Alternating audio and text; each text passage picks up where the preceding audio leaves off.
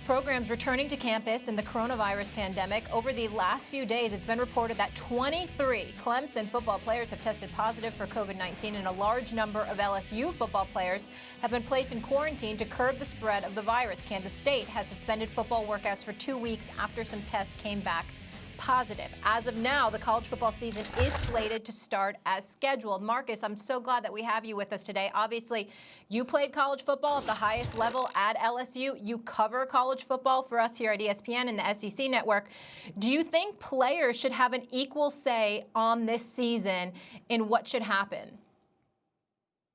Yes, absolutely. And look, this is a part of the conversation that's been going on for a long time about college football players. Obviously, you don't give them full authority. There are decisions that need to be made by adults who have been hired to make certain decisions when it comes to football. But when you talk about players making the decision to go back and play during a pandemic, what we see happening on college campuses across the country, you damn right they should be involved in the decision-making process and be as much of the decision-making process as anybody else, because they are the actual ones that's out there doing the job. So when I think about all of the things that are transpiring, and we see these cases taking rises and things are happening while players are getting back on campus, I'm not naive to think that the NCAA, that college programs, institutions, the NFL, NBA, I'm not naive to think that they would see cases. I'm not naive to think that players wouldn't get it. But I tell you this, if we lose one player in football, one player to COVID, it was not worth it. And that is what everybody is trying to avoid. That is why we talk about protocols and shutting things down when they see cases rise. What is the plan? What is the contingency plan if we come back and we start playing a season and we see catastrophic things happen?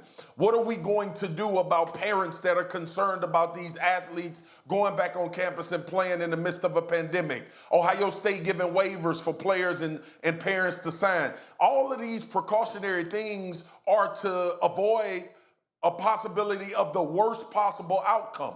And if there is a possibility of the worst possible outcome, the people that are in the position to suffer from their worst possible outcome should be a part of the decision-making process, whether to go forward, if they're going to be a part of what is going to transpire during football season.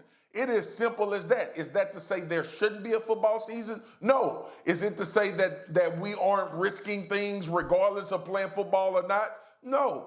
We understand all of the things that come along with playing the game of football. But when we start talking about a pandemic, when we start talking about COVID-19, which there is no vaccine for, which nobody really seems to have a handle on what is actually happening to certain individuals. I get it that when you're young and you're athletic and in these cases, these percentages are low, and I don't want to hear about any of that. If one of these players suffer from COVID-19 and lose their life, it wasn't worth it. And the conversation won't be, well, it's just one guy. No, it won't be the case. We've dealt with CTE in football. We've dealt with heat strokes. We've dealt with all of these things that affect from the game. This is totally different because we still don't know everything about what this disease is. So with that being said, yes, they should be a part of the decision-making process, and they should be a major part of it.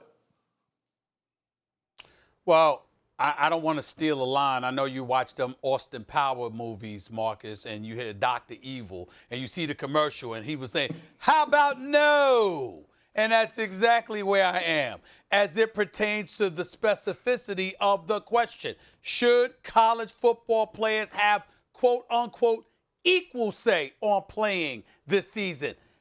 Hell no. You know why? FBS alone, there's 128 Division I programs, 85 players on scholarship or financial aid. That is 10,808 different dudes, okay? All with their own individual interests, or at least a clique interest per se. It is impossible to expect them to all come together because they're all not going to have the same interest, because the interest transcends just actually playing football. It's the program you're playing for. It's the money that's been put into that program. It's the level of safety protocols that they've instituted. What's available to you and what's not available to you. And we haven't even taken into account the student body. Should you consult with players and let them know what the conditions are and let them know hear their concerns? Of course you should. Should you take that into consideration before making your decision? Sure. Should we have been pushing all along for the players, the student athletes themselves, to have actual representation, a la a student athlete association, to represent their interests? Sure. But at some point in time, a decision has to be made, and you can't leave that up to kids. Yes, their parents, even their parents come into the equation. Of course you listen to them. No. But one parent's interest might be different than the other. It's the same thing happening with the people that deemed in position to make the decision.